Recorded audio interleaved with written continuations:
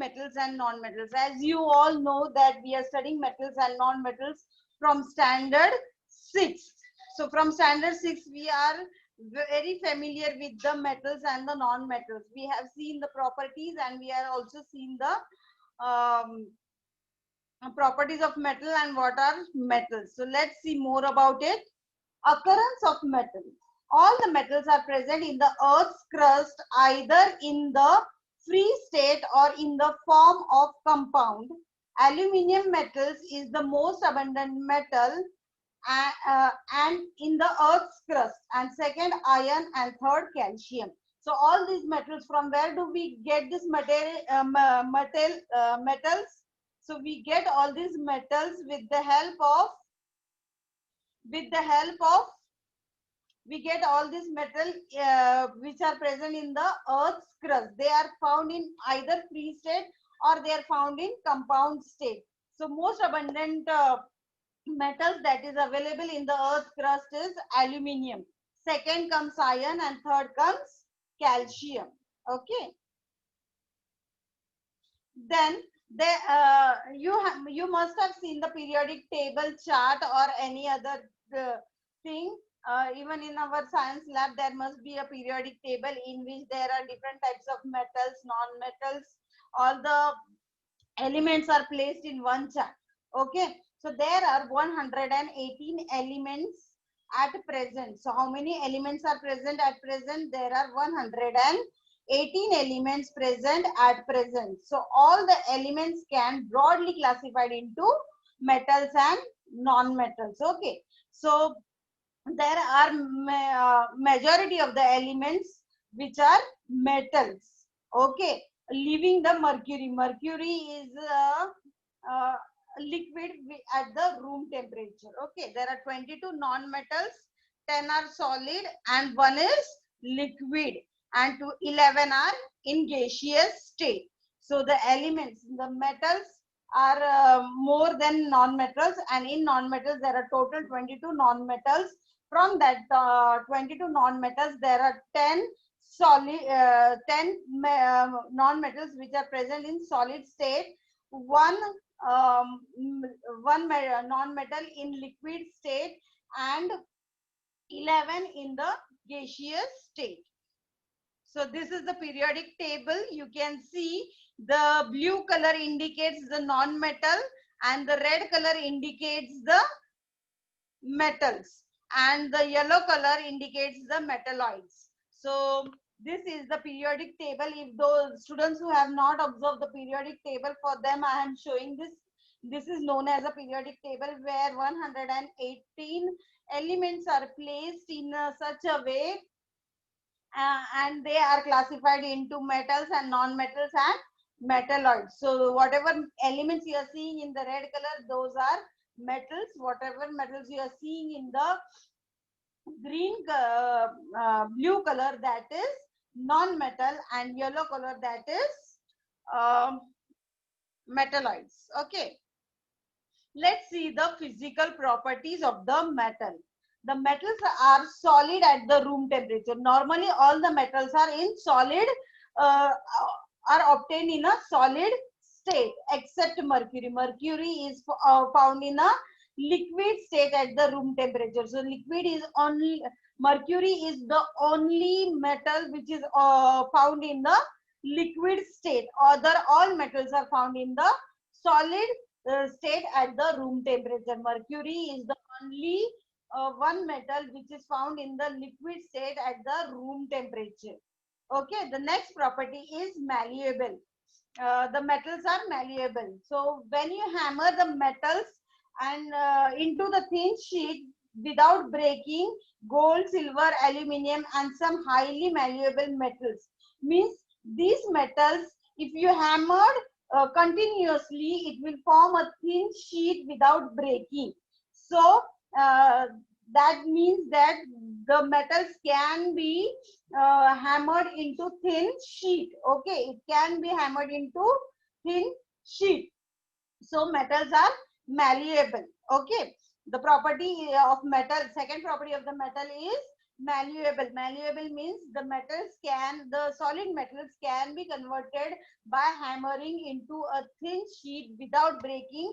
For example, gold, silver, and aluminium. The next property of the metal is metals are ductile, means these metals are found in the solid state, so they can be drawn into the thin wires. Okay, so they are known as ductile, and about 2 kilometer lengths can be drawn from the 1 gram of gold. Means 1 gram of gold you can make 2 kilometer length. Okay, so 2 kilometer length can be drawn from 1 gram of gold. So that means the gold, 1 gram of gold, which is in solid form, that can be drawn into the thin wire. Okay. Then the next property is metals are good conductor of heat and electricity. As the conduction of the heat is seen in the metals, therefore they are known as thermal conductivity. They are having thermal conductivity. Silver is the best good conductor of the heat, while lead is the poorest conductor of the heat.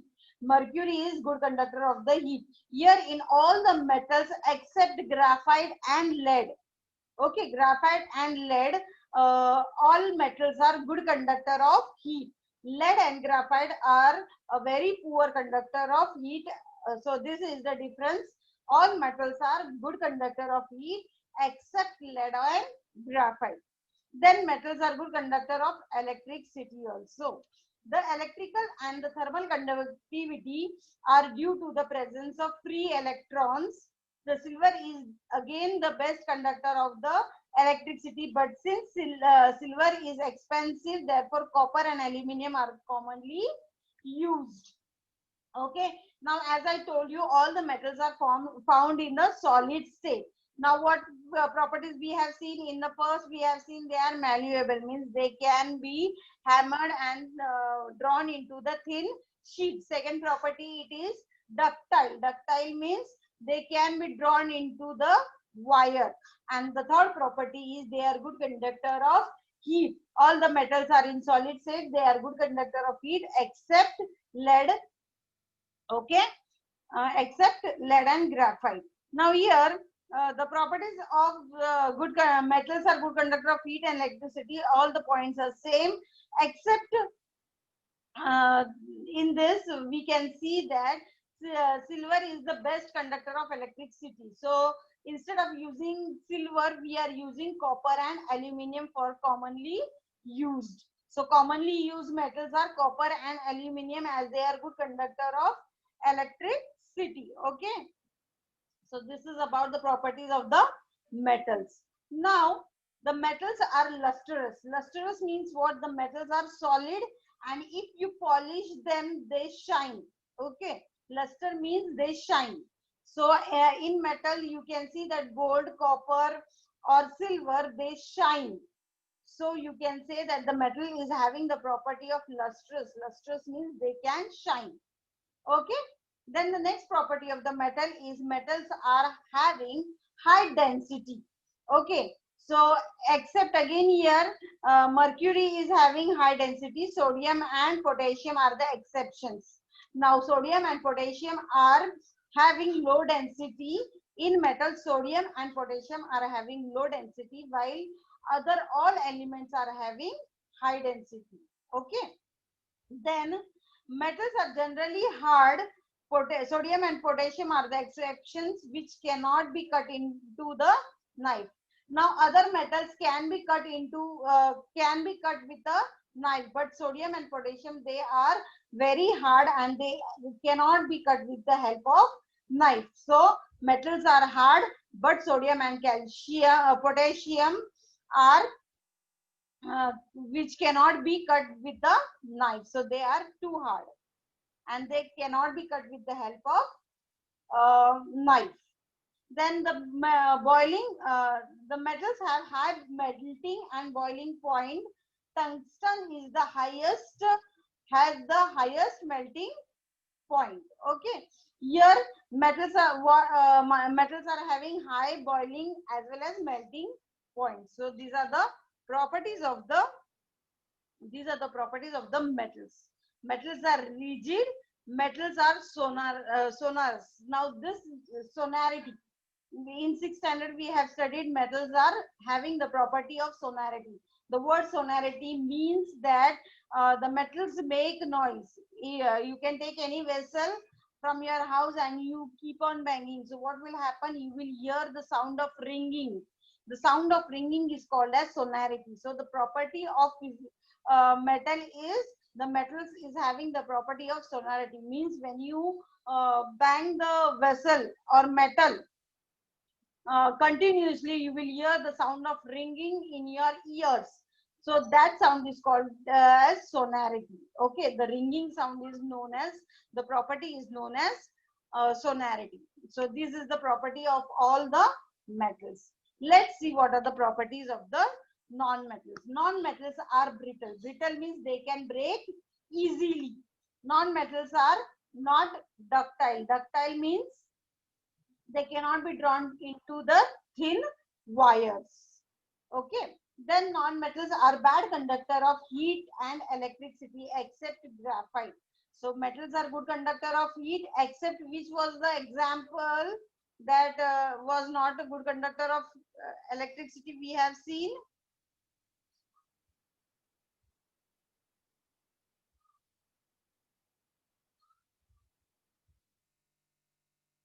See, here we have seen that the lead is the poorest good conductor, poorest conductor of heat. So this difference is there. Metals are good conductor of heat, while non-metals are bad conductor of heat and electricity. Here graphite is having, graphite is a non-metal which is having um, good conductor, which is a good conductor. Then non-metals may be in the form of solid, liquid or gaseous at STP. Okay, that means these metals can be found in the solid form, liquid form or gaseous form.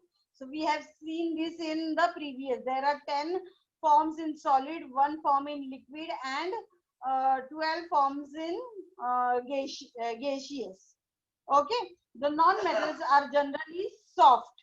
So all the non-metals are generally soft except diamond. Diamond is hard. As you know, diamond is having the property of shining also, and it is having the property of hardness also. So this diamond is a non-metal, but it shows the property of metals.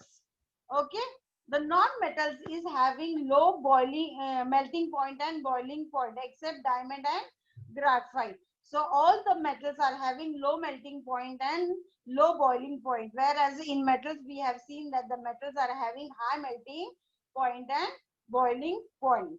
In metals we have seen that the metals have high density, here non-metals are having low density. So these were the properties of the metals and non-metals. Let's move towards the chemical properties of the metals. Okay, here you can see that the metal atoms are usually 1, 2 or 3 electrons in their outermost shell. So you all know the atoms. In atom there is nucleus, protons and neutrons also present. So protons and neutrons are present in the nucleus, while electrons are revolving on the outermost shell. So here metal atoms are usually having how many number of electrons in the outermost shell? They are having 1, 2 or 3 electrons in the outermost shell. Now these outermost electrons are loosely held by the nuclei. They are not very tightly held. They are loosely held. Means they can move easily. Move.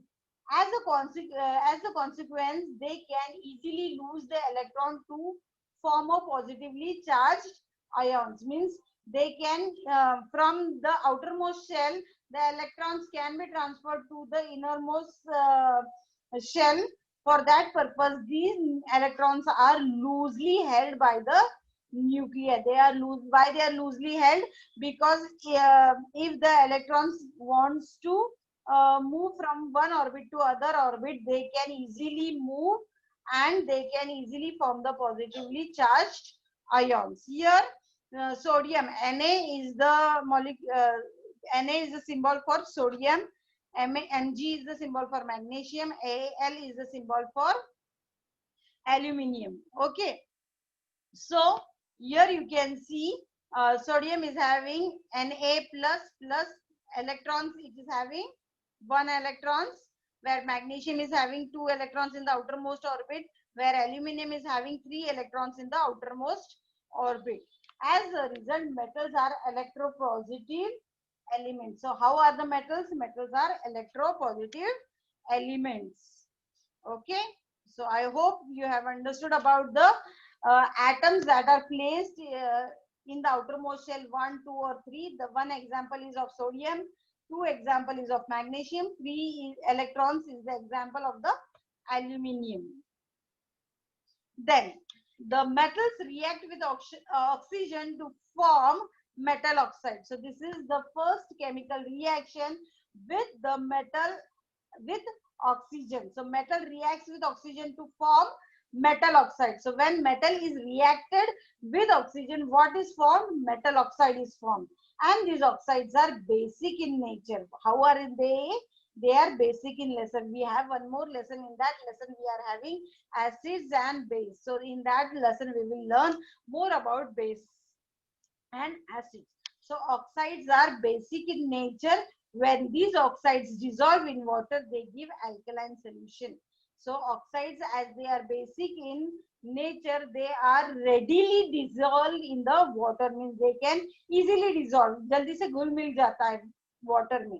So it is easily dissolved in water. So this solution, so it gives alkaline solution. Which type of solution is prepared?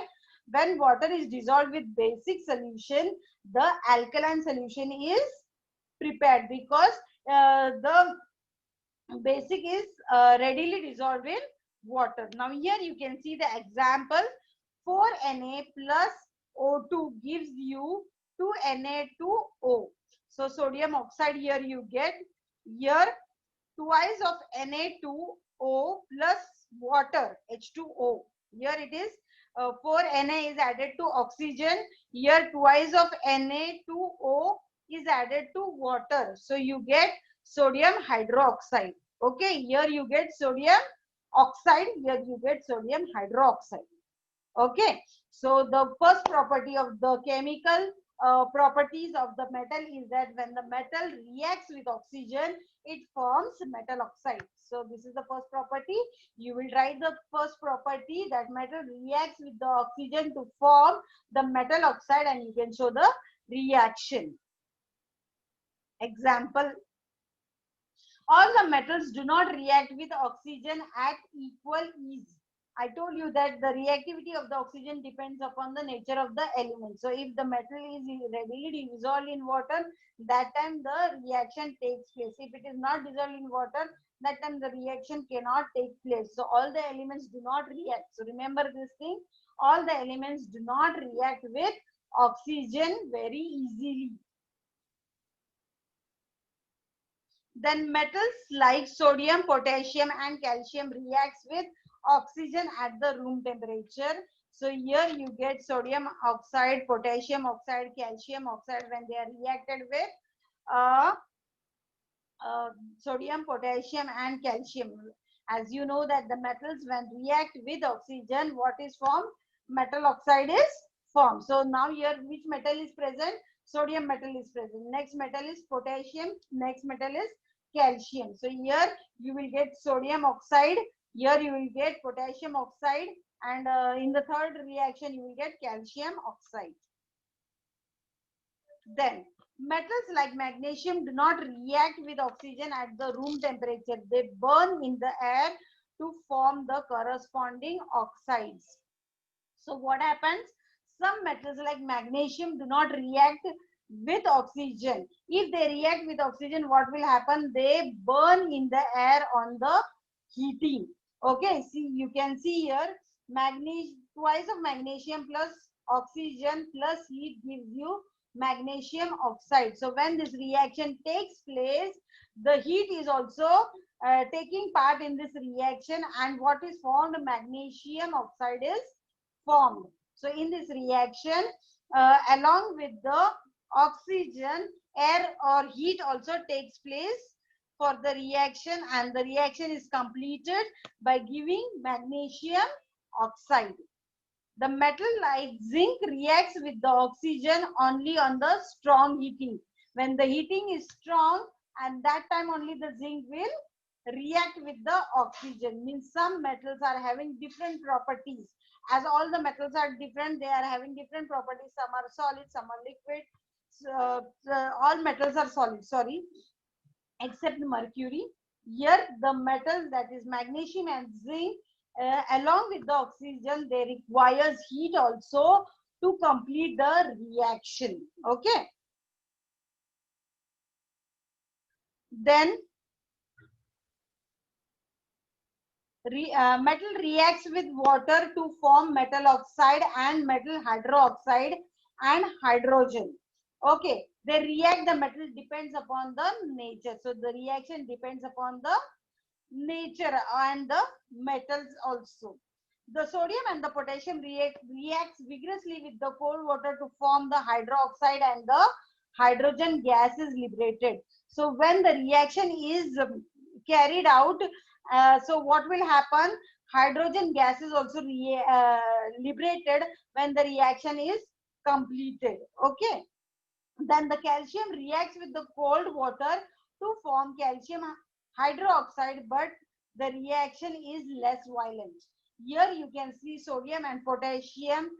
The reaction with the cold water is more vigorous and can catch fire, whereas calcium, it reacts with the cold water to form calcium hydroxide, but the reaction is less violent. Means here there are chances of catching fire when the reaction takes place. Okay, so these are the properties of the metals. Next is the non-metals. So here you can see the electronic configuration. In this electronic configuration, you can see the non-metal. Nitrogen is having how many? Atomic mass number is, it is 7. So atomic number is 7. So how will you write the electronic configuration? 2, 7. Rohan, off your video. Oxygen is having how many atomic number? 8. So how many electrons will be there? 2, 6. In the first orbit, there are always 2 electrons. Remember, in the first orbit, there are always 2 electrons. So we start with the first 2.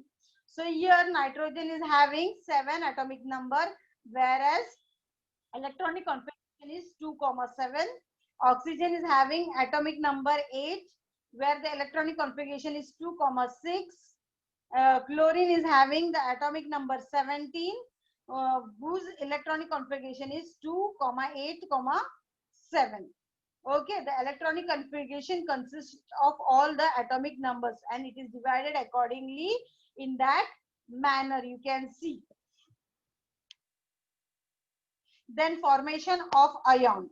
Now here you can see the chlorine plus electrons. So here chlorine is having how many electrons? It is having 17 electrons. Okay. So here chlorine plus electron is given. So what will happen? This chlorine is having 17 electrons. But if one more electron is added to it, it will add to the chlorine, and here you will get chloride ion. What type of ion you will get? Chloride ion. Means when an element is added with one more electron, what will happen? Its formation takes place into the ions. The formation takes place into the form of ions. So here chlorine is converted into the form of chloride ions. Here first how many atomic number did chlorine had? Chlorine had 17 atomic number, but one electron was added to the chlorine. So what happened? After adding one electron, what happened? The formation of ion took place, and the chlorine is converted into chloride ion. In the same case, here you can see one more example of oxygen. How many atomic number does the oxygen has? 8. Okay, when 2 electrons are added to the oxygen, what will happen? It will convert into Oxygen atomic number will converted into 10. And what will happen to the oxygen? Oxygen will form in, there will be formation of ions in the oxygen. So oxygen will be get converted into oxide ions. Okay. Oxygen will get converted into oxide ions. Here again, here nitrogen is there. In nitrogen, if 3 electrons are added. So what is the formula for nitrogen, atomic number for nitrogen? Nitrogen is having 7 atomic number. If you add 3 electrons to it, how much atomic number it will have? It will have 10 atomic number. And the nitrogen will get converted into the form of,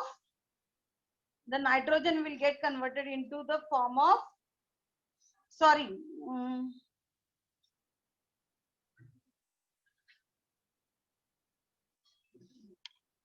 okay, the nitrogen will get formed into the form of nitride ions. Okay, so this is first property what we have seen.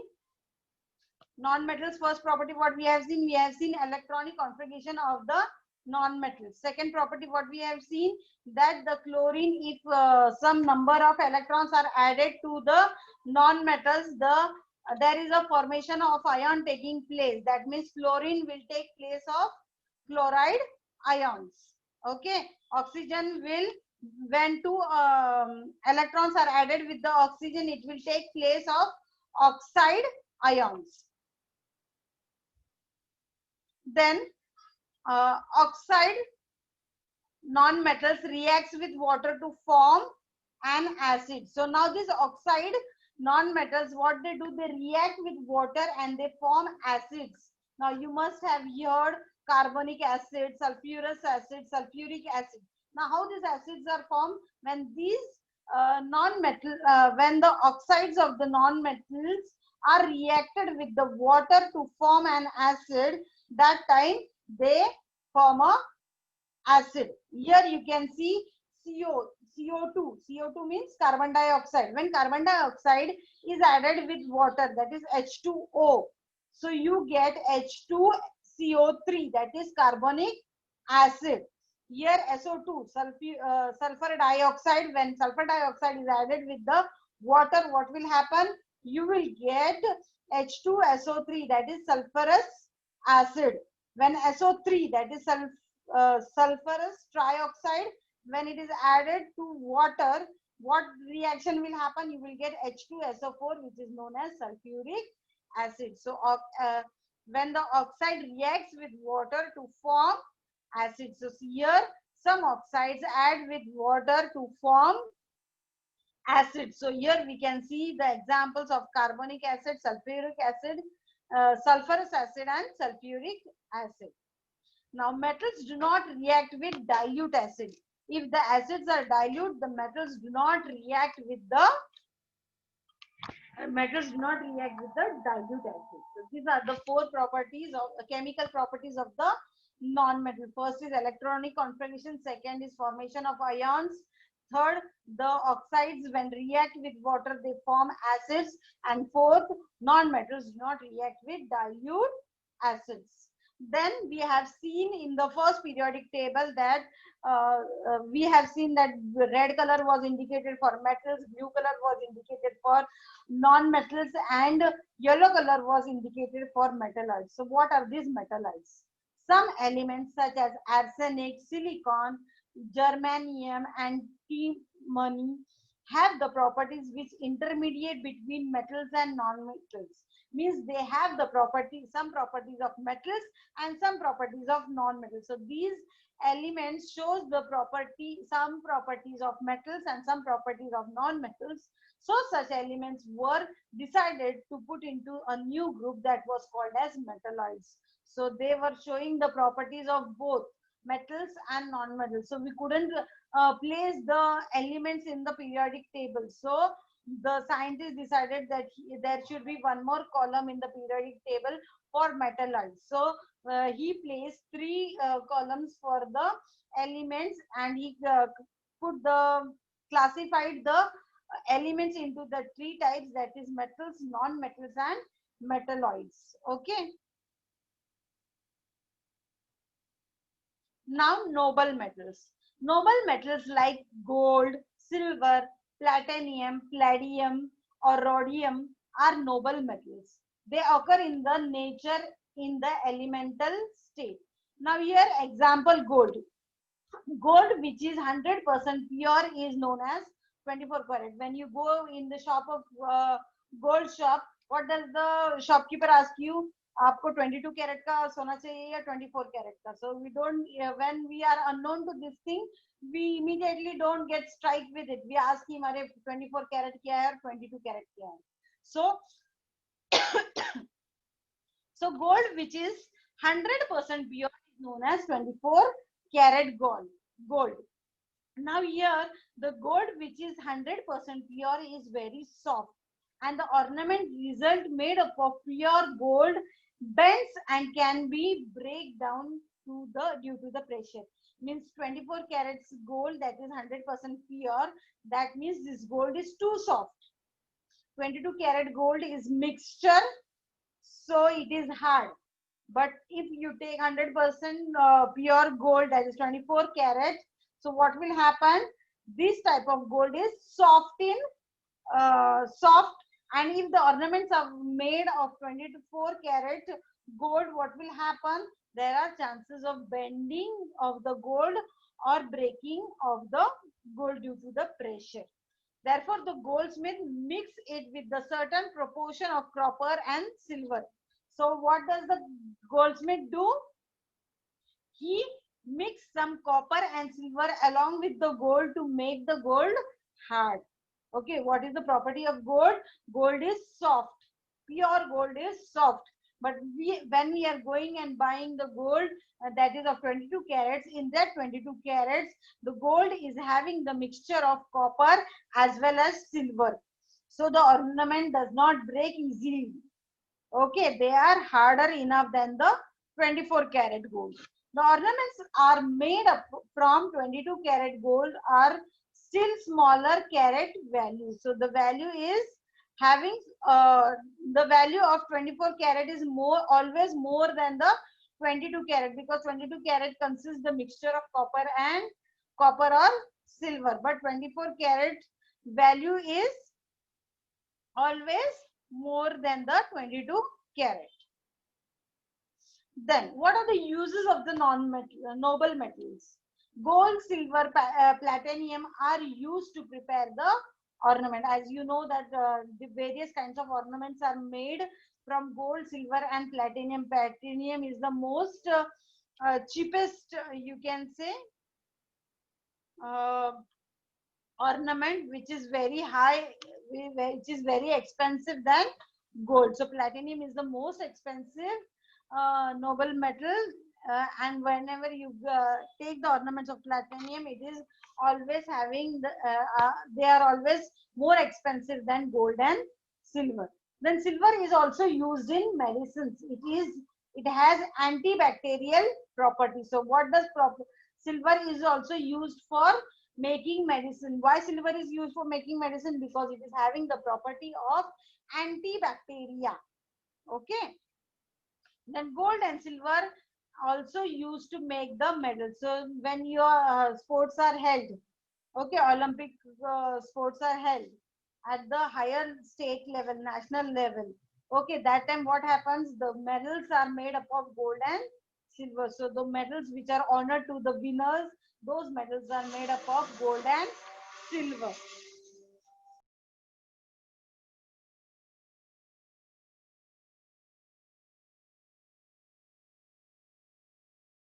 Okay, the next property is gold and silver are also used for making medals. Gold and silver also are used to make the few electronic devices. So some electronic devices are also made up of gold and silver. Platinum and palladium are the metal which are used as catalyst. Okay.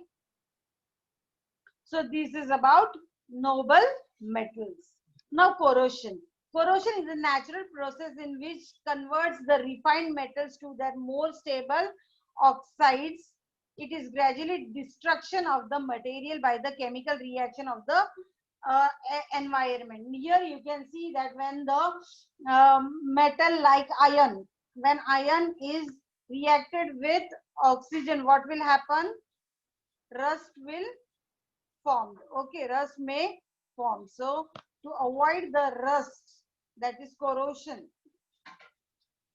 that is called as corrosion. Corrosion is a natural process in which fine metal to their more stable oxide, it gradually destruction of the material by the chemical reaction of the environment. When the iron comes with the reaction with oxides or water, what will happen? It will start getting rusting. The iron generally start get rusting. You can have the example of your window bars. Okay, you are having the grills.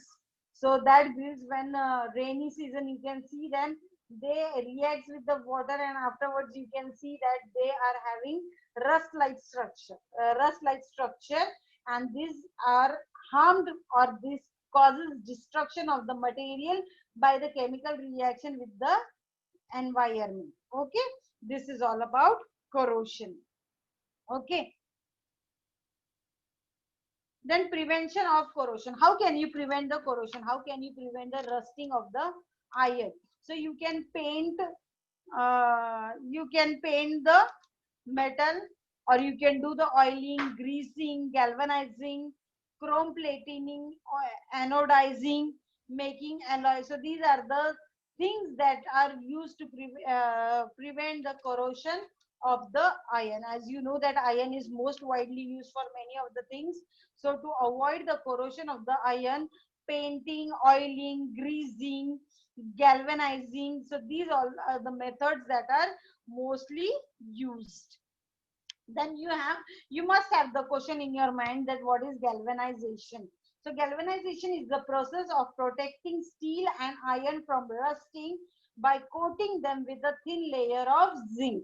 We have studied galvanization in standard 7th, if you remember galvanization.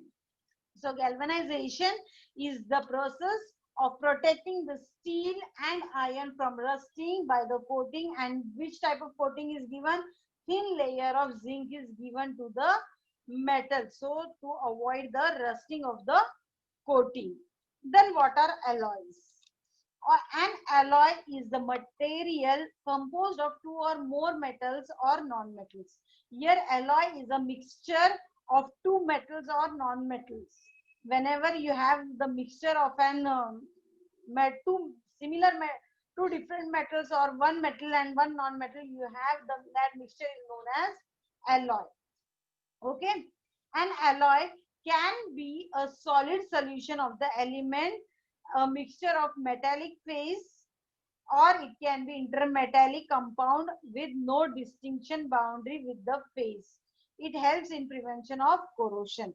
So this alloy is also helping one of the method for helping the prevention of the corrosion, means it is preventing the luster. The alloy can be used in the solid solution, or it can be used in the metallic form, or it can be used as intermetallic compound. Okay. Now, stainless steel is an alloy of iron along with the small amount of magnesium, nickel, chromium, and carbon. So, stainless steel, we are using many alloys like stainless steel. So, these are the steel which is the mixture of magnesium, nickel, chromium, and carbon.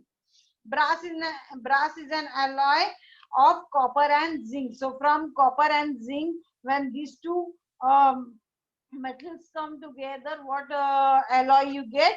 You get brass. Then copper and tin, you get a boson alloy.